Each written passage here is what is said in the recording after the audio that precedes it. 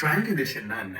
நீங்க ஒரு narcissistic இண்டிவிஜுவலோட deal பண்ணும்போது, இத நீங்க பார்த்திருப்பீங்க. இதோட 3 எக்ஸாம்பிள்ஸ் பார்க்கலாம். பேரண்ட்ஸ் ட்ரையாங்குலேஷன் பண்ணும்போது, இந்த நார்சிசிஸ்டிக் பேரண்ட் எப்பவுமே அந்த சிப்லிங்ஸ சண்டை போட வைப்பாங்க. அதாவது ஒரு குழந்தைய வந்துட்டு நீ தான் பெஸ்ட்ன்ற மாரி சொல்லிட்டு, இன்னொரு குழந்தைய ஸ்கேப் அவுட் பண்ணி விட்டுருவாங்க.